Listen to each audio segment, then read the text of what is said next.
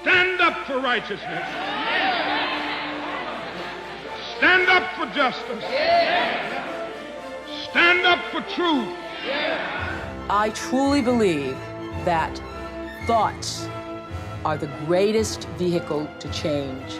We do not care whether the cat is black or white, as long as it can catch mice.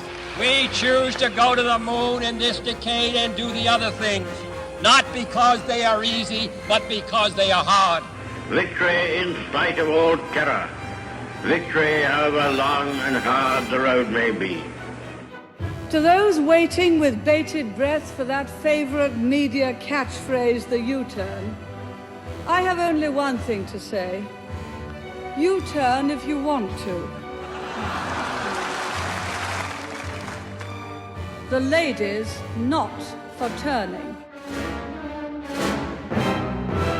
Agriculture is our wisest pursuit because it will, in the end, contribute most to real wealth, good morals, and happiness, is a quote by the American statesman, diplomat, lawyer, architect, philosopher, and founding father, Thomas Jefferson, who was the third president of the United States. I thought this was an apt quote for our guest today, someone with 3 decades of experience in the agriculture and food industry, who currently oversees one of the largest grain businesses in Australia, serving 50 other countries around the world. Our guest today is Robert Spurway, Managing Director and Chief Executive Officer of GrainCorp. Robert started his career as a chemical engineer in the New Zealand dairy industry before moving to Australia and holding general management roles at Goodman Fielder. A move to private equity-owned Mrs. Crockett's Kitchen resulted in his appointment to Managing Director and Chief Executive Officer, a role he also held at Salad Fresh following their acquisition of Mrs. Crockett's. Thereafter, Robert joined New Zealand Dairy Cooperative Fonterra, where he was promoted to Chief Operating Officer, Global Operations. In March 2020, Robert was appointed Managing Director and Chief Executive Officer of GrainCorp. Robert was previously the Chairman of Gatathi Logistics, Deputy Chairman of ProSoleur, and a Director of DFE Pharma. Hello and welcome to another episode of No Limitations, a show where we speak to elite world-class performing men and women and unlock the secrets and influences that have shaped their destinies and that you can apply to your own life.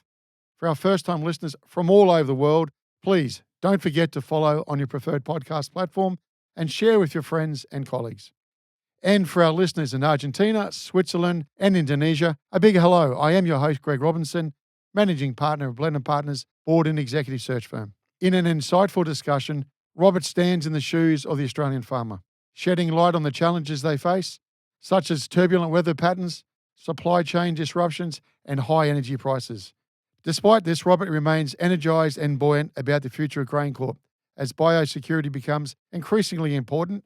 Global demand for agriculture is fast outstripping supply, and Australia remains well placed to serve emerging large markets in Southeast Asia and China. Robert points to cutting-edge technologies such as precision farming and data analytics, as well as the rise of biofuels and new agricultural products as factors that will shape the industry in the decades ahead.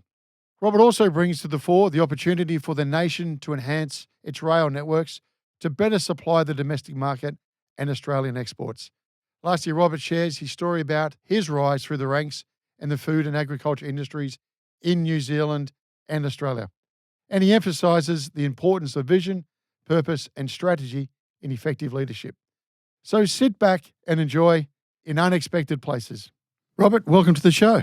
Thanks, Greg. Great to be here. Is it a good time to be a crop farmer? Look, you've got to be resilient to be a crop farmer, but the recent ABARES update shows that the weather systems are looking pretty good. So you make the most of the weather that's there if you're a farmer, and I think right at the moment it's looking pretty promising. What's driving the upside for the farmers?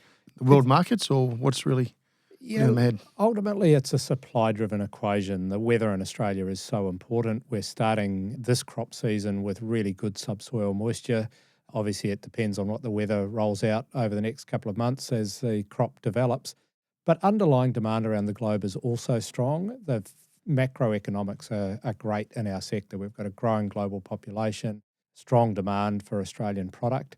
And that's not just in food and feed where it's traditionally gone, but increasingly in fuel feedstock as well. Right. As the world looks to low carbon biofuels, for example, oil seeds are a great contributor as a feedstock into that demand signal. Who's buying it? The big oil majors around the world. So at the moment, we estimate about 60 or 70% of the oil seeds we export from Australia end up in biofuels, principally in Europe. Yeah, right. But another part of our business, we collect used cooking oil at GrainCorp. We also consolidate tallow and other waste streams. We export those currently to Singapore and California. They go into the manufacture of biofuels and sustainable aviation fuel in particular. So what is GrainCorp? GrainCorp at its heart is a high-quality infrastructure business. We connect regional Australia and growers in particular with customers and consumers around the world. We do that through assets that store and move grain, including 7 deep-sea ports across the east coast of Australia. We have a processing division that adds value to oilseed in particular, producing edible oils, margarine, spreads, bakery application products. And then we have a range of related businesses, including in animal nutrition, that connects, again, back to the grower. So we're really connecting farmers and growers with customers around the world, and we do that by high-quality interconnected infrastructure. So maybe just break it down for me. So I'm a farmer. I harvest my crop. That's right. Gets picked up, goes to the silo in the co-op, is it? Is that the way it still works? And maybe take it from there for us. Yeah, GrainCorp is an ASX 200 listed business. Yep. So we have a commercial relationship with growers, and they're our first and most important customers. Unless we can receive the grain into our sites, we can't serve the rest of our customer base. Okay, so you're direct to the farmers, eh? So farmers have a choice when they produce the grain as to what they do with it, who they sell it to, or where they store it, whether they keep it on farm or whether they deliver it to our network. The advantage that our network provides is it's a very vast network. It connects across domestic demand, but also, importantly, to export. So we offer the growers a price for that grain, but we also have what you describe as an open access network in Australia, a little bit like the banking system. You can put your grain into GrainCorp's network. Yep. You can then sell it on to a customer. You can sell it to us. Or if you really want, you can have it back at a later stage. And we store it and handle it in that respect. Do you trade it on my behalf as well, do you? We do, although principally you're making the decision as a farmer as to whether you want to sell the grain to GrainCorp or to another grain customer, who will then move that to where the demand might be. And typically for export market, that's across Southeast Asia and China. Big populations. Australia's really ideally placed to serve demand in those markets. But there's also pretty significant demand within Australia as well, whether that be the beef feedlots that need grain, flour millers, or in the oilseed side of things. GrainCorp has a processing business, GrainCorp Nutrition and Energy business. We crush that oilseed, we produce edible oil, we sell that to customers, and it ends up in everything from bottled oil in the supermarket to margarines to an ingredient in just about every kind of food you can eat that's been cooked along the way. Okay. So we've got a couple of conflicts happening in the world at the moment. We've got Ukraine, Russia, we've got the Middle East. Ukraine and Russia, obviously there's the whole fertiliser element of it, and food basket to a large part of the world, particularly North Africa. I guess there's an opportunity for Australia to seize market share? Look, before you talk about opportunity, in terms of those sorts of disruptions and hostilities, you have to remember first and foremost it's a human tragedy and the hardship those populations are going through. That's something we're very aware of in Ukraine, where we have a team of about 13 or 14 people working for GrainCorp, been part of our business for a number of years now, and we see firsthand the challenges that they have just getting on with their daily lives. The reason we have a presence there, and it is a presence rather than assets on the ground, is Ukraine's a really important production region. Black Sea grain goes not just to the Middle East and Africa, but more broadly around the world. It's known as the breadbasket of Europe. Yep. So seeing disruption in that market, of course, has an impact. I think, unfortunately, markets are a bit agnostic to what actually is going on in the human tragedy, and they've recovered pretty quickly from the disruption in supply, and prices have kind of levelled out. Overall, around the globe, we see supply and demand reasonably finely balanced, but over the longer term, demand is outstripping supply, and that's a great reason to be in agriculture, no matter where you are in the world. And how are we going to the EU? I mean, I remember years ago when I was studying economics, the Americans used to dump non-stop in parts of the world, put the price down. What's happening now? The way I look at global trade, particularly in agriculture, is first of all, food is a basic requirement for population. So it's very resilient and often is very resilient even through hostilities, geopolitical tensions, or supply chain disruptions. At the same time, though, there are many challenges moving food around the world in terms of making sure that many markets protect farmers through subsidies and other methodologies. So it's a very competitive market. And what Australia does well, we have really high quality produce, we've got very resilient supply chains, and we've been good at diversifying and finding demand across the globe. So customers in many, many markets, especially those geographically close to Australia, but everywhere from the Americas to Europe as well, is where you'll find Australian grain crops. Any future markets yet to open up? The big one that we're really focused on in our strategy is not so much geographically, but the demand for renewable fuel that comes from feedstock from agriculture products, particularly oilseeds like canola. We already have a business crushing canola seed, and we would like to grow that business and meet what we expect will be inevitable demand in Australia to convert those crop oils into sustainable aviation fuel and biodiesel products. And is state and federal governments being smart about agricultural policy in this country and supporting farmers and support these opportunities you're talking about? Agriculture in Australia has been a big part of the economy for 150 years or more, and governments are very aware of that, and we see it as a privilege to support the regional communities that agriculture operates in. There are always opportunities to create more certainty for investment. The way government can do that is investment in infrastructure like rail, that connectivity in the ag sector, really important. And then in that area of biofuels growth, we are encouraged by the recent government's announcement in the budget around funding the role that mandates and policy will play in establishing that demand signal for biofuels, and also funding a certification scheme for low carbon fuels. Those sorts of measures will create certainty in what is a new industry for Australia, but we expect will be a big opportunity into the future. And are they moving on it? Yes, in the recent budget, the government committed $18.5 million on that certification scheme. So relatively small funding overall, but I think really important funding at this stage of where that value chain is developing. Okay. And the life of the farmer, what is it like out there? Look, I don't want to pretend to be a farmer or talk on behalf of farmers. I really appreciate and respect the hard work they do and the resilience that you have to operate in agriculture. In our business, we say we can't control the weather, but we can control the way we respond to it. Yep. And I think many farmers see it the same way. They have an enormous investment in land, and they're incentivised to get the best possible returns out of that land at the same time while looking after the land and making sure that it's going to be around, not just for their generation, but the generations to come. You didn't grow up in this country, did you? A little bit of both, actually. Born on the northern beaches in Sydney, and then grew up and educated in New Zealand. And in my adult life, I've been almost exactly half in Australia, half in New Zealand. My wife and I have 3 daughters all born in Australia, so I really see myself as in that unique position of being able to choose which footy team I support on any given day based on the results. Not a bad way to be. Studied engineering? Chemical and materials engineer by qualification, but very early in my career enjoyed working with people and moved into managerial roles and team leadership roles, which is what I enjoy doing. I love working with people. How did you fall into the whole agriculture sector then? Great question, Greg. Back in the early 1990s when I was graduating, job security seemed like something that was pretty important, and I came to the conclusion that people always need to eat, so it might be a good sector to go into.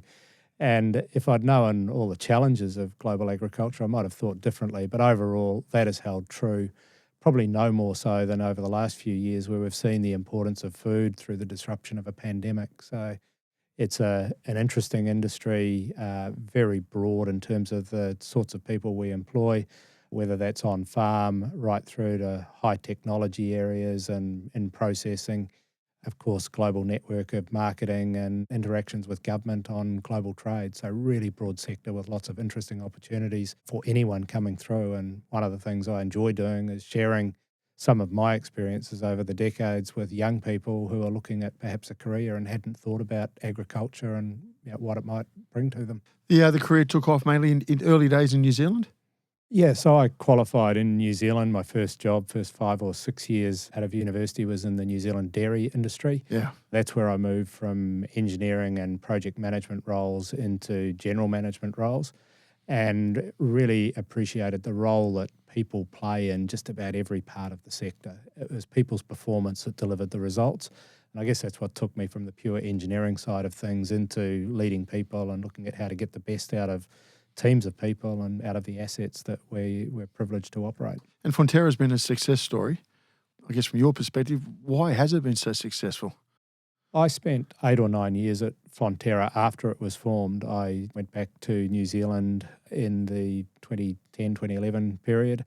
I think it's been an incredible story because it looks at milk, in the case of Fonterra, from an end-to-end basis, how to bring the most value to the farmer and provide the best nutrition to consumers around the world.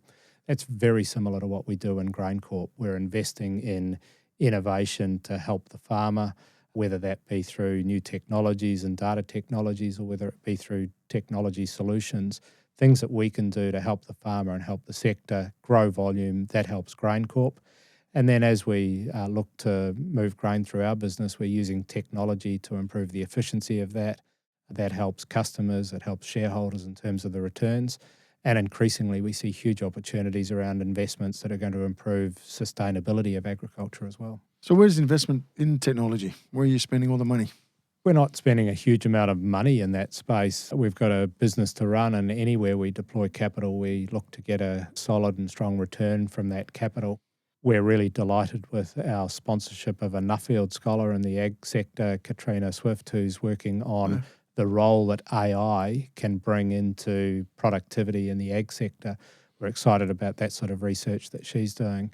More specifically within our business, we've invested in big data analytics. That's improving throughput of our processing assets, it's improving planning outcomes and reducing cost across our supply chain. That means we can be a more efficient business. It means we can provide better prices to growers and better outcomes to our customers around the world. And we've also got a venture capital fund within our business where we committed $10 million per year for the first 3 years.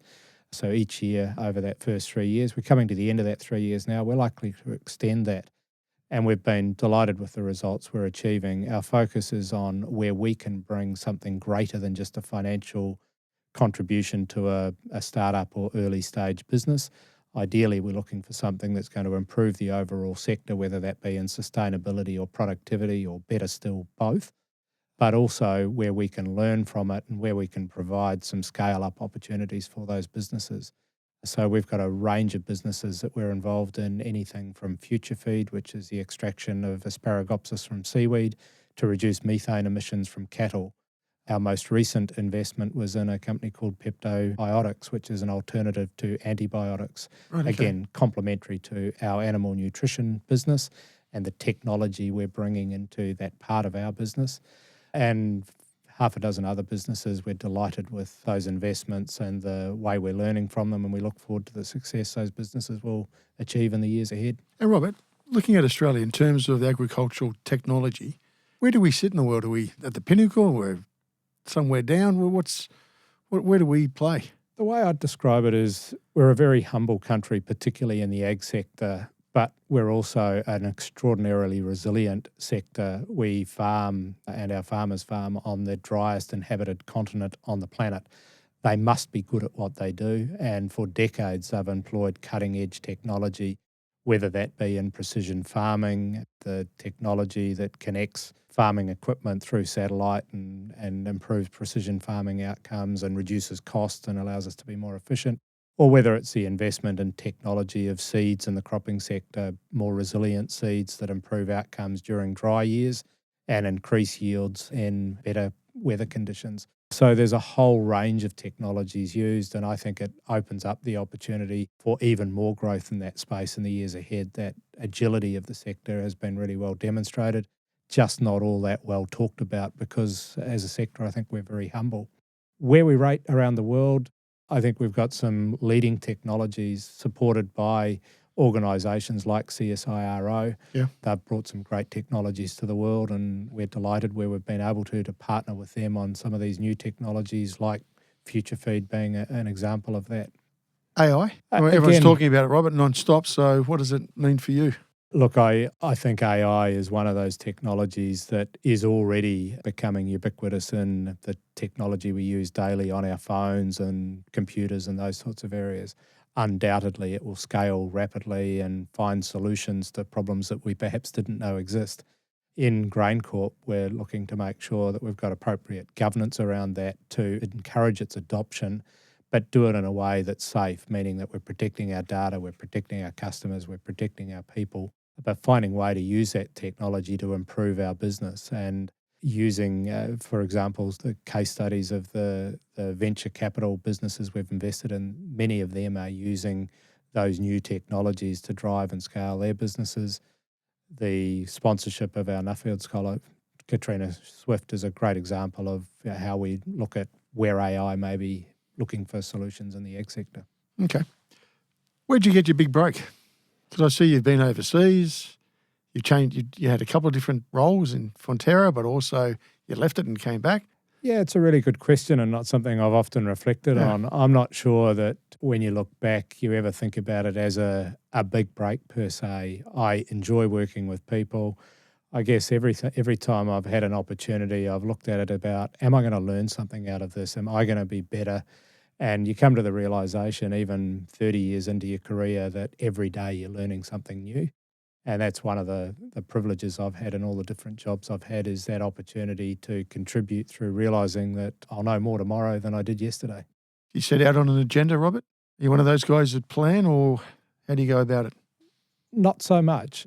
When you're young, of course, I think, like most graduates, you probably think you can rule the world and you're hugely ambitious. As time goes on, you realise that actually life is a journey and there's many more priorities than just work. I guess what I've focused on is being my best as a leader. The way I look at that is, how can I help people be at their best? And I've had the fortune through many, many years to work with people that are much better at what they do than I would be. But I'd like to think that I can bring something to that relationship that helps them be at their best, helps teams be at their best, and ultimately achieves the business outcomes that we all believe we're capable of. Any particular lessons in the journey which really stood out? I think you learn as much from people around what not to do as what to do, and being really mindful of that and being self-aware. I think leadership starts with self-leadership, learning about yourself, having that discipline, leading by example. And that's a model we apply in GrainCorp. We call it, first of all, lead by example, then grow, look at how you can help others, coach others, and then care. And for me, that comes down to that real interest in people and authenticity. And one of the things I love about my role at GrainCorp is I'm dealing with people from customers around the world and government relationships right through to people across our business and our people in regional Australia. So you meet some really interesting people, and sometimes the most interesting people are in the most unexpected places. You had some international opportunities and exposure. Were they big turning points for you? Yeah, my family and I have always lived in either Australia or New Zealand, but I have been in jobs that have had global exposure, so I've travelled extensively. And one of the things I believe in is those personal relationships are so important. There's a lot you can do over video conference. We learned that through the pandemic, and that kind of technology, of course, is very useful, but it doesn't replace the need to get in front of people, shake hands, and sure, you might have a contract, but you should keep it in the top drawer ideally, because if you've got that relationship, you can do good business. And that's something that I've found true in just about every market that I've had the opportunity to visit or be involved in. What were you charged to deliver when you took on the role at GrainCorp? It's an interesting question. I think I saw a huge opportunity. Well, firstly, why'd you take it? When the role at GrainCorp came up, I was looking for a change from Fonterra. I'd been there a number of years. Yep. It was an opportunity to get back into the Australian market where I'd worked for about half of my career. But I also saw a business that was largely misunderstood, really privileged assets. As I got to know the business, incredibly capable team of people, and real opportunity to demonstrate that coming out of 3 years of drought, we've had 4.5 years now of overall pretty good conditions versus the average. Yeah. That certainly helps, but it's built a belief in the team of people that I work with, and being able to demonstrate the value of our assets, the opportunity to really connect growers with customers around the world and do that in a way that's delivering great results for everyone in the value chain. So what's the first 90 days look like, Robert? Your CEO, ASX listed, coming in, big gig. Yeah, I started right at the start of the pandemic. I spent a week in the office with my executive team and meeting a few people across the business, and then basically we were required to work from home for the next number of weeks, even in Sydney, which showed a fair bit of resilience through that time.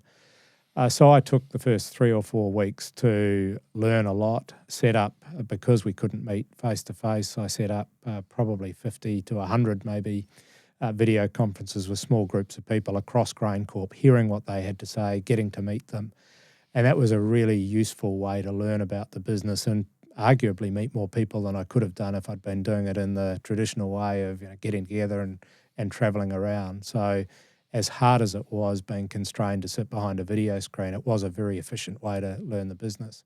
And when you're listening, Robert, what are you listening for? I spoke to farmers in the first instance to understand what was important to them. What did they look for? What was GrainCorp doing well, and what could we do better? I spoke to our team right across GrainCorp, and one of the key questions I asked them was, if you were the CEO for a day, what would you change? And that gave me some really interesting insights as to what was going well and what could be changed. There was no great surprises in that. If I go to the farmers, they were looking for high quality service, turning the truck around fast during harvest, obviously a good price for the grain, but it was those basic requirements I'd described them that came through so strongly. They also talked about the value of the quality of people within GrainCorp and the relationship they had with site managers across our network of nearly 170 sites.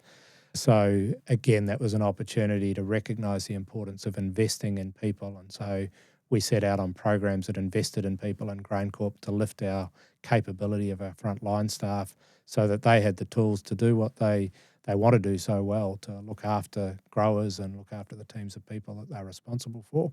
And then as a CEO, it's often about taking the very complex and bringing it down to something that's easy to understand. So I set out 4 priorities after that first 3 or 4 weeks around what the business needed to do over the next 12 months. And in no particular order, those priorities were make sure we keep our people safe through the pandemic, but also keep the business safe.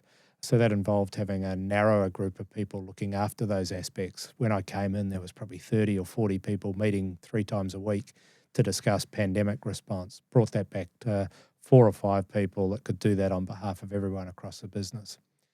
The second area was we were coming out of drought. Conditions were looking pretty good. Wanted to make sure we didn't miss that opportunity. So set up a work stream that really said we're going to plan ahead and we're going to make the most of the harvest opportunity. We're going to be ready for when the grain comes our way from farmers. So 2 really clear priorities that kept our business safe and our people safe. We also had been through a really busy time at GrainCorp and a really strategic time restructuring the business and creating value for shareholders through the demerger of the United Malt business. Yep. But we needed to come up with a strategy that was going to take GrainCorp forward for the next 3 to 10 years. And that's the strategy we're living in now.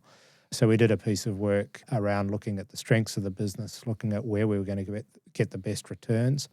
And broadly speaking, that strategy was split into 2 parts: strengthening the core of our business, delivering the sorts of results we've delivered over the last 4 years, utilising our assets better, growing a stronger balance sheet as a result.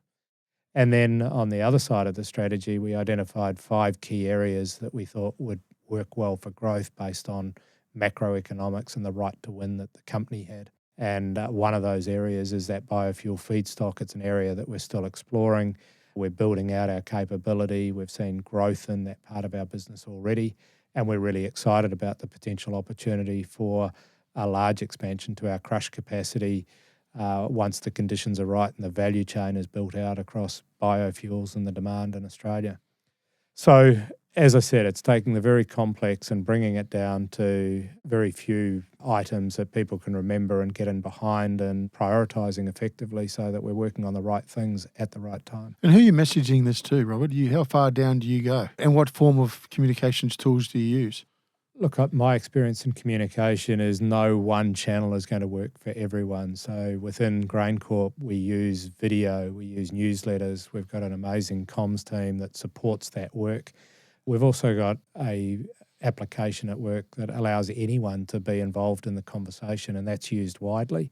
And it highlights the really high engagement we've got across our workforce. People want to get involved. They want to make a difference. So in communicating strategy, my experience is communicate it as many ways as you can, but use a consistent message. Has any surprises come out of all that? Look, I don't think any surprises. Often you hear about the same sorts of challenges. You can never communicate enough. People want to be involved. They want to be listened to and have their say.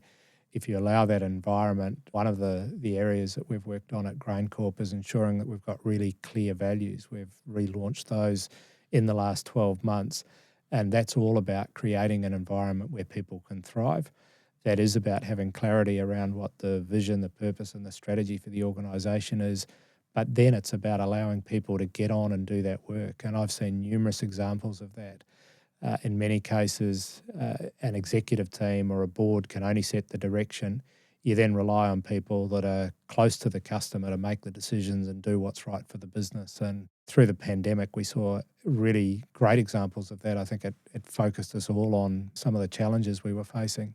Our supply chain through that period was as resilient as it's ever been.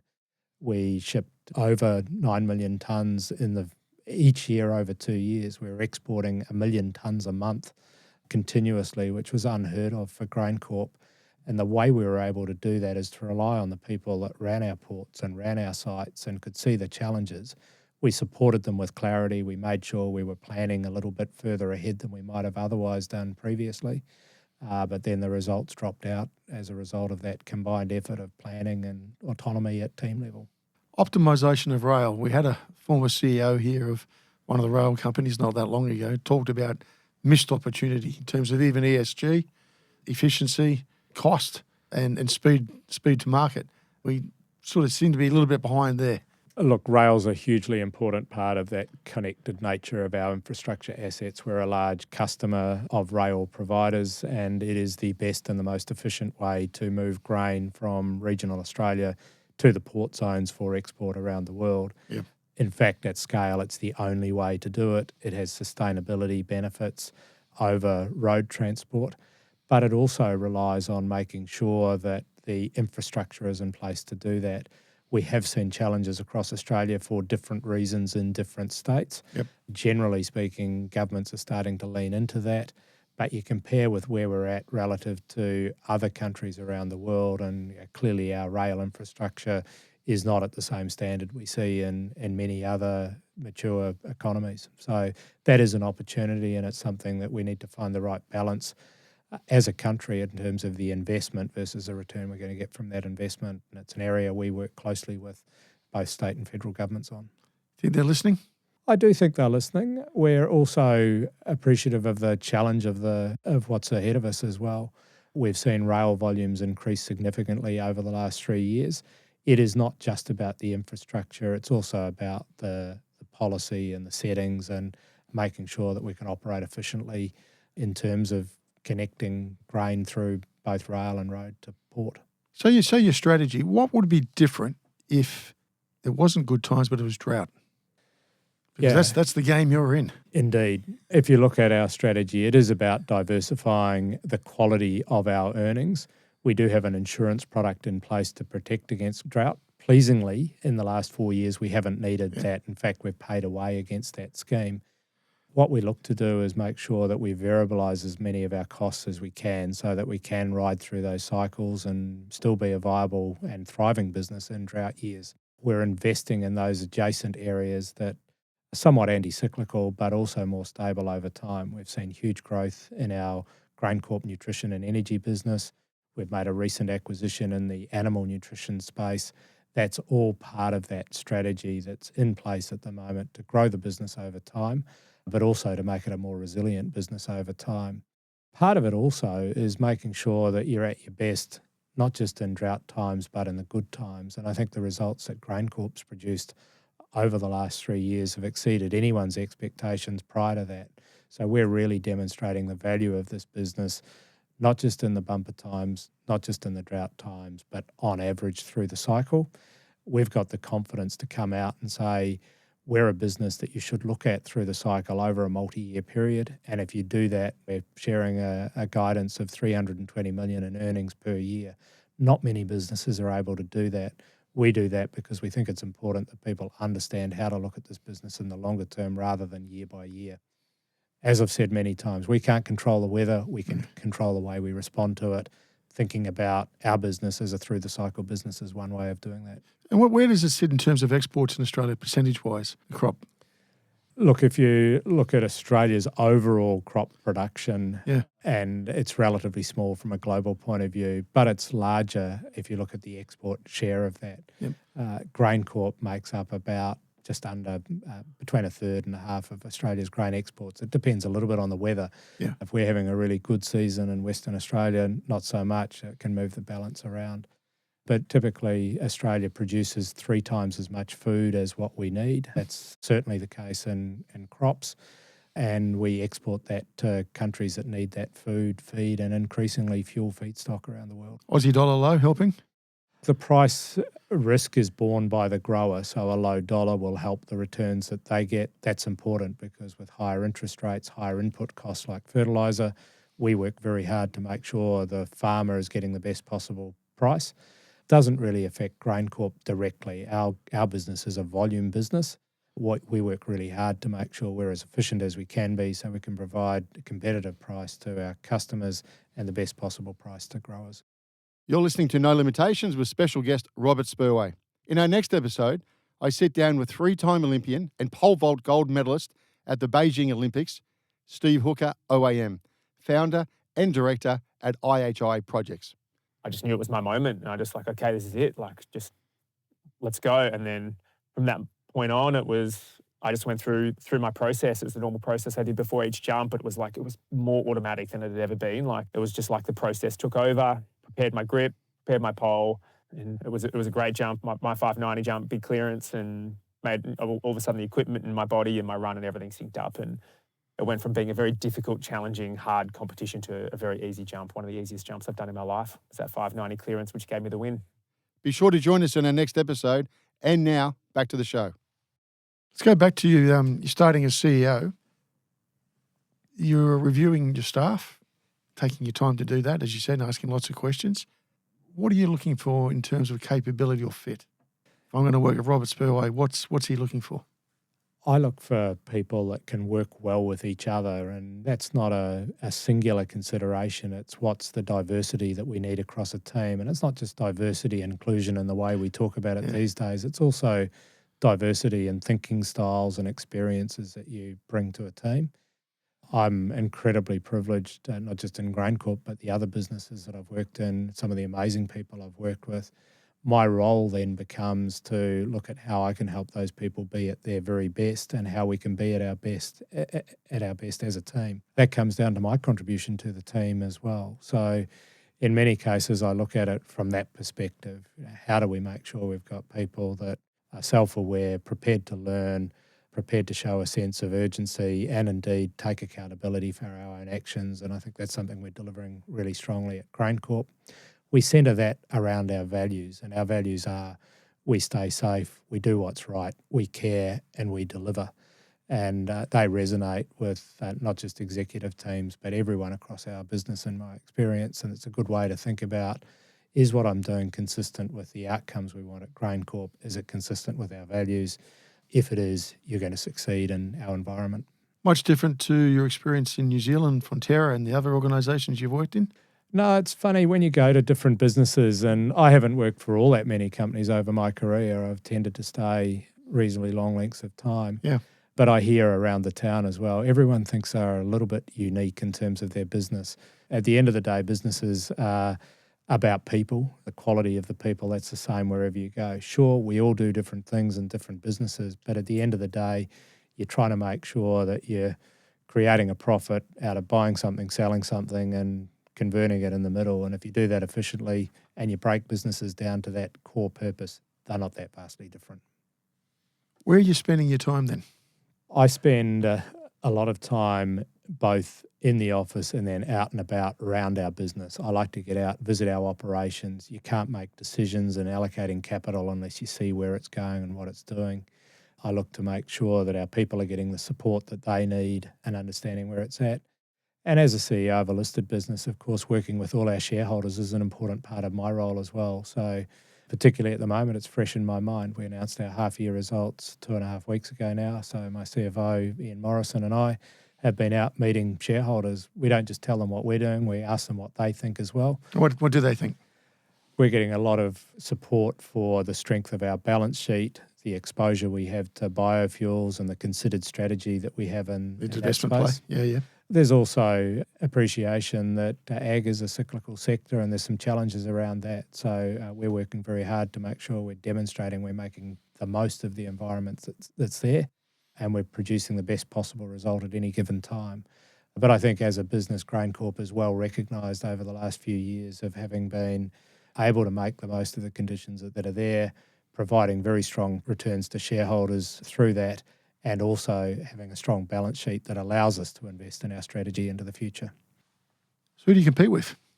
That's a great question. Very competitive market, and it depends where you look in our business. Of course, we've got companies that do similar things to what we do around the world. They're buying and selling grain, and on a global scale, we're competing with those. In some respects, logistics company in Australia that handle grain are also competitors. Yeah, right. My focus really, though, is on play your own game. Be aware of what the competition are doing. Be aware of the impact that might have on you, but focus on your own business and focus on the results you can achieve there. And that's certainly the advice that I give our team. If we're our very best, we don't need to be too concerned about what the competition are doing. Competition's great, but it's always good to be making sure you're that one step ahead of the competition. Okay, all right, so go back to that. So what analysis are you doing on your competition? You say focus on your own game, but you're not asleep at the wheel either. Yeah, look, ultimately it starts with making sure that we're providing the service that growers expect from us. They have many choices about what they do with their grain. They can keep it on farm. They can use another logistics solution. All right, so that's your feedback from your customer. That's right. So we're listening to what they're saying. We're making sure we're responding to that and improving the service levels we can make. Likewise, at the other end of our value chain, we have a small team based in offices around the world. Their role is to make sure we're building a strong relationship with those customers. So not only are we transacting with them, but we're building experience and being able to demonstrate that experience so customers can come to rely on us because we're reliable, we provide the service and the quality they expect. That's just good business no matter what sector you operate in. And those customers all around the world, types of length of contract?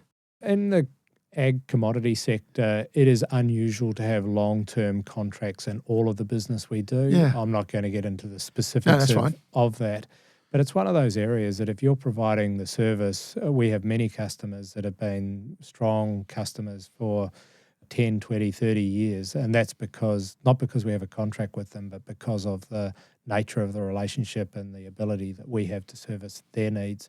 And I think that's actually the way we look at it. It's much more important to have that relationship, that credibility, than it is to have a contract. In other parts of our business, particularly where we're protecting investment that we've made on behalf of our shareholders, of course we have contracts to underwrite and de-risk that. But our focus every day is not on the contract. It's how we build the business and grow with our customers. Now, we've got some economic headwinds here on shore.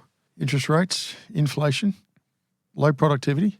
How are you dealing with it all? One of the areas that I think is really important for the Australian economy is initiatives that improve productivity and make Australia more competitive with the rest of the world. And we've got to remember, as an export nation, that competitive nature of the global economy we work in is really important. Obviously, with higher inflation and high interest rate, that puts real pressures on families and the domestic economy in Australia. Business being efficient is an important way to create jobs, create job security. And one of the strong things about Australia is we do have low unemployment rates. That's a good thing. We produce products that the rest of the world needs. And I think that's also important over time for the strength of the economy. If I look at GrainCorp, because of the nature of food and the soft commodities that we operate in, they're very resilient. And by that, I mean the market already prices in higher interest rates and higher inflation into that. So we're not having to negotiate with customers to pass on that cost. it does create an opportunity to make sure that we're investing in the efficiency in our business so we can be competitive, both in the prices we offer farmers and also the offering and service levels we provide to customers. So food is resilient, soft commodities within that food sector even more resilient because we see those costs often pass straight through the business. It doesn't mean that we don't get up every day looking at how we can make a better business with a lower cost base. Cost of energy? Energy cost is increasing. Again, in the vast majority of our business, it's a relatively low proportion of our overall costs. Global shipping, very efficient, large bulk vessels and train loads of grain.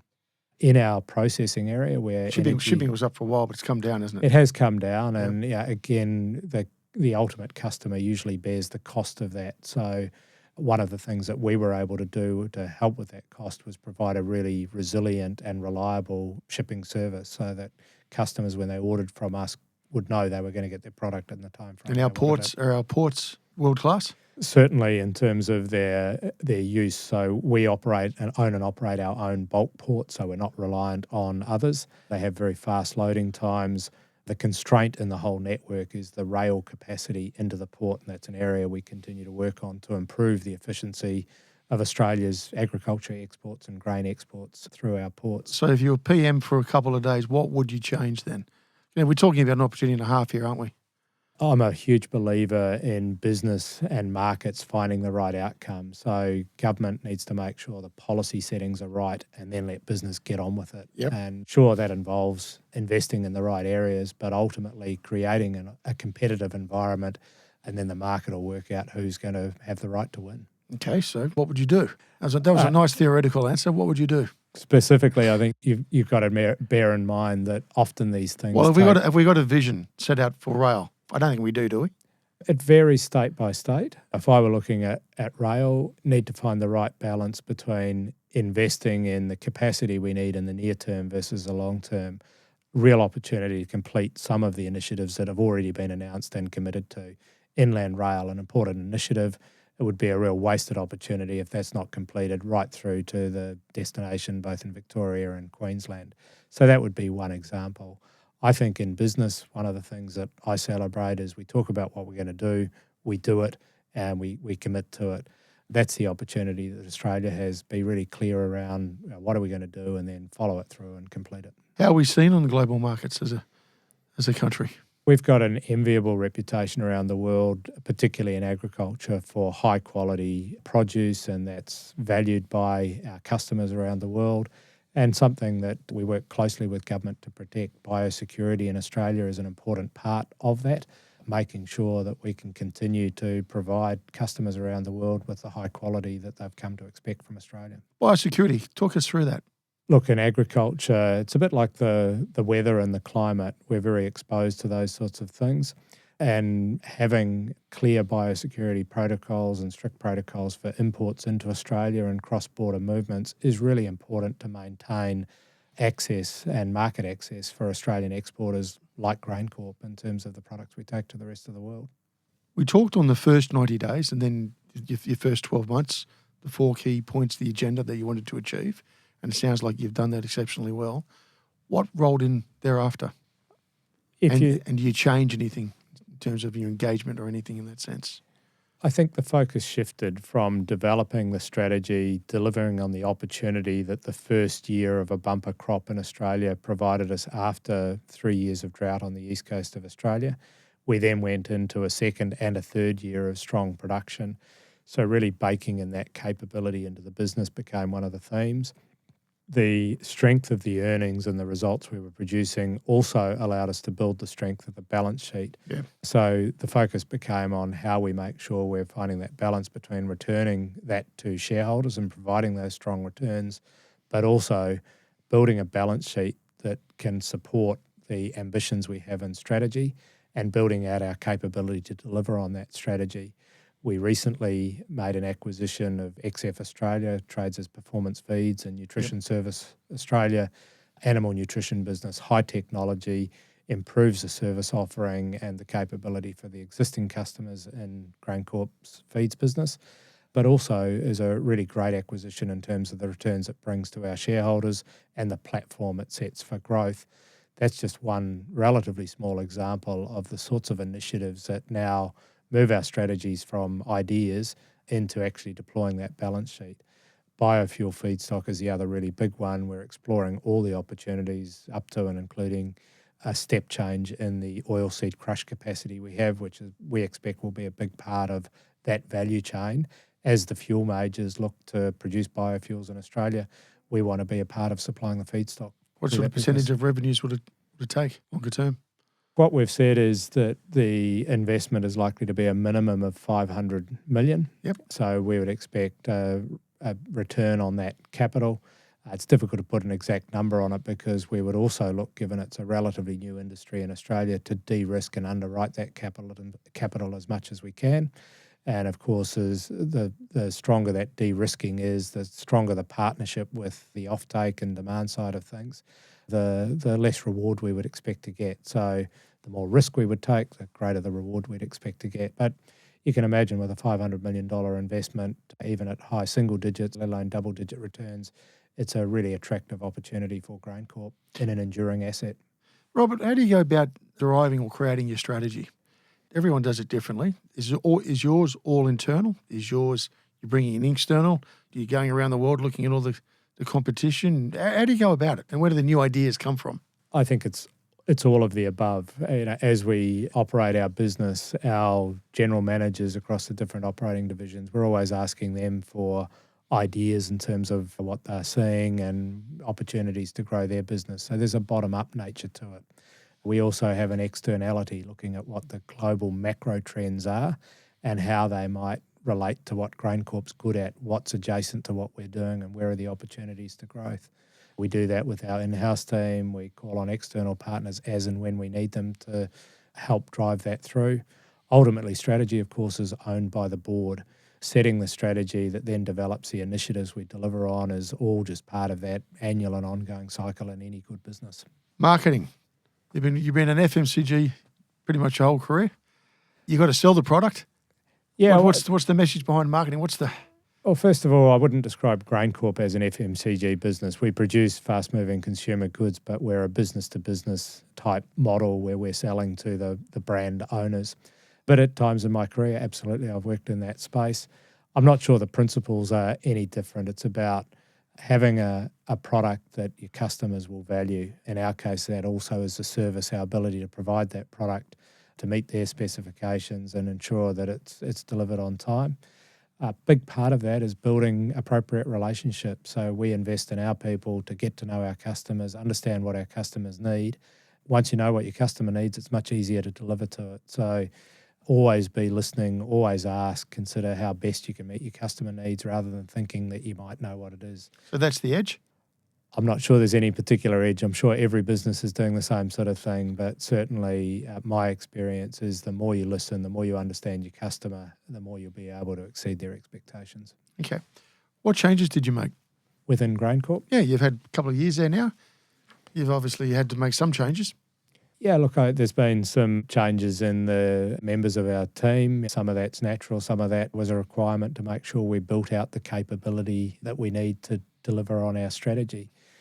Yeah, if I look back, it's an interesting question. In real time, you're making changes. You're looking ahead at what you need all the time. If I think back at GrainCorp, some of the key changes we've made are really delivering on that end-to-end value chain of looking at things. We used to be divided into separate operating divisions. Oh, yeah. We now operate under one division, which brings a real end-to-end consideration in the business. That's a massive change. That's unlocked significant value. I think that's demonstrated in our results over the last 3 or 4 years. It allows for faster decision-making. It allows for more informed decision-making. We've also deployed technologies and focused on planning that's improved the outcomes for the business as well.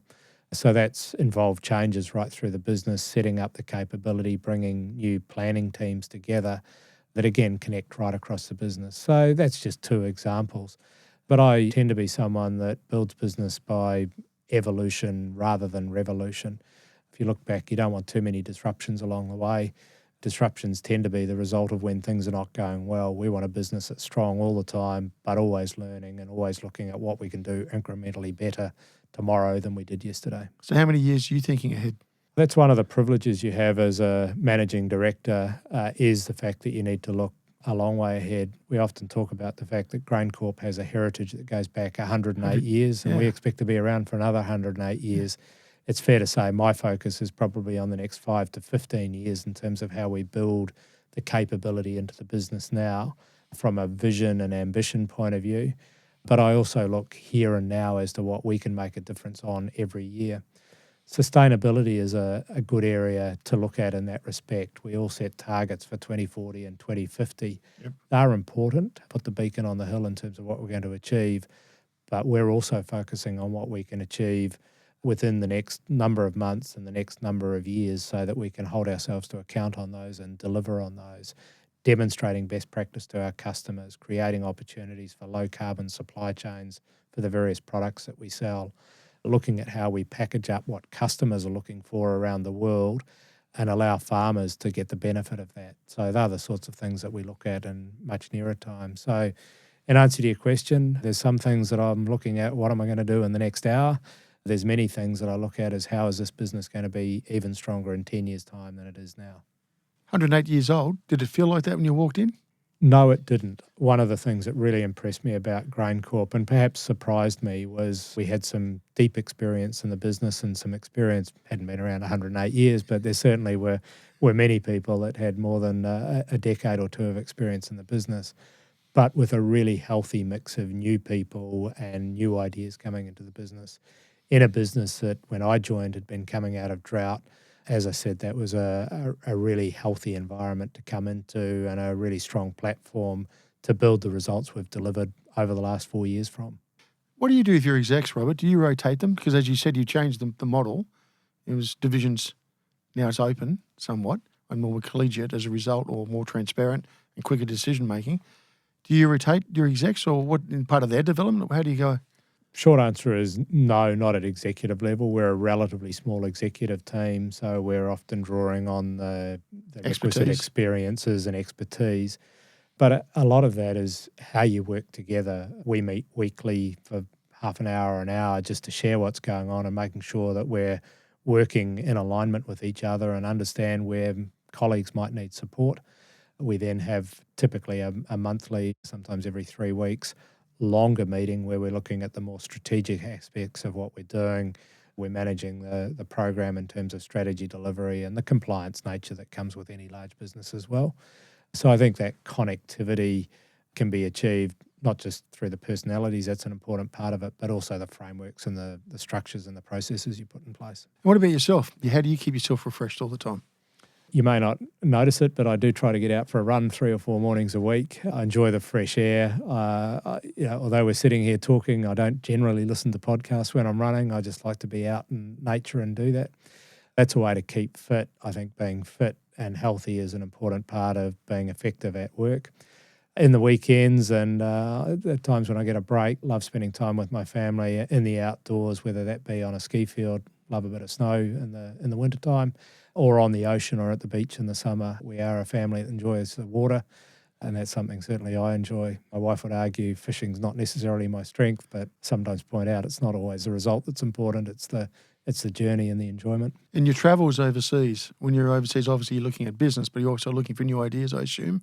Yeah, look, I think travel opens up your eyes to what's possible, and particularly in a business context, starting with what do your customers want in a global business. That's first and foremost, but also ideas that they might have, how you could use those and translate those ideas back into an Australian context. It just opens up the mind to what's possible. What's your greatest concern, Robert? Read the business. I'm not the sort of person that lies awake worrying about it. I'm the sort of person that responds to, okay, if there's something I need to worry about, what do we do to put in place a mitigation or a control? So there is not something that I specifically worry about. We have a very strong risk framework at GrainCorp where we open with the board across what are the risks we're managing and what are the countermeasures we need to have in place to mitigate those risks. We operate in an environment exposed to weather volatility, so we make sure that we can respond to that. We operate in a world with geopolitical tensions, so we make sure that we diversify and spread the markets that we operate with to mitigate that risk. Cyber? Yeah, look, cyber's front of mind for nearly every business in Australia. Yeah. I am quite sure it's certainly something that's been high on my agenda. We've invested in that. But like so many areas, it comes down to people. Just this morning, I was able to detect the regular phishing email that we do just to test our people's awareness of what's going on. I'm not going to get into all the frameworks we have in place, but we've measured ourselves against global benchmarks. We've invested to make sure we improve. What we know is the goalposts will keep moving, and we need to keep getting better to keep our business, our people, and data safe. What are we looking forward to, Robert? Look, if we just look in the Australian agriculture context at the moment, the starting conditions for the 24-25 crop have been very encouraging, strong subsoil moisture. So unlike most people, I'm looking forward to fairly regular rain through the winter and the autumn period. That'll be good for growers, and that's good for GrainCorp. Robert, I as a search consultant, obviously are on the phone, or people around the world on a daily basis. I've had a chat with a number of very senior executives and CEOs in New Zealand. Very concerning. It seems like they're going to be 5 years behind. Lack of immigration, poor policy for a number of years. If you've lived there, you've seen business, you know better than most of us. What are your thoughts? Look, what I'd say is New Zealand's a much, much smaller economy than Australia, and in fact smaller than many of the states of Australia. So it responds more quickly to disruptions or settings that are not going to create that long-term positive environment. So the disruption of the pandemic, I think, has had a far more immediate effect on New Zealand. Australia is a much larger economy. We've also got greater demand for the resources we produce and export around the world. So that's protected us somewhat. But we also need to be careful in Australia that we don't become too complacent about that. Big economies take a long time to adjust, and actually we can learn from the challenges that New Zealand has seen, and no doubt New Zealand will improve from that more quickly than Australia could if we find ourselves in ongoing tough conditions. So getting inflation under control, making sure the economy gets back to growth, really important whether you're in a small economy or a large economy. Hey, look, just out of interest, Robert, China, relationships with China, you've seen change of governments. Where do you see it at the moment? Change of governments in Australia. Obviously, China is a very important market for GrainCorp and for many businesses in Australia. And in my experience, that relationship we have with those businesses is what's enduring. They need us as much as we need them in terms of feeding the population in China. That's important for Australia's exports, but it's also important, obviously, for Chinese imports. We work very hard to make sure that customers in China are getting the service and the quality they expect from us, and that's ultimately what we can control. Okay. World economics, after leaders of the world are going to an election this year, including the US, what are you thinking is going to happen? Look, I'm not in a position to predict the outcomes. There is a truism around this that elections are determined by the populations in which those elections are held. Obviously, one of the things that's on my mind constantly is the global environment we work in. While food is very resilient, keeping open global trade channels is important, not just for GrainCorp, but for Australia.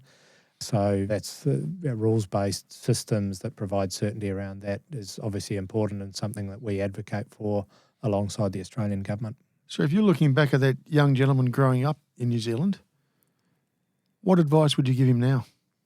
I haven't got any new advice. I live my life trying to ensure that I have no regrets. You can't go back and change things. So I guess the advice that hopefully I took on when I was young is make the most of every opportunity. I'd reiterate that advice sitting here today. On that, Robert, thanks very much for joining us today. My pleasure. You've been listening to No Limitations.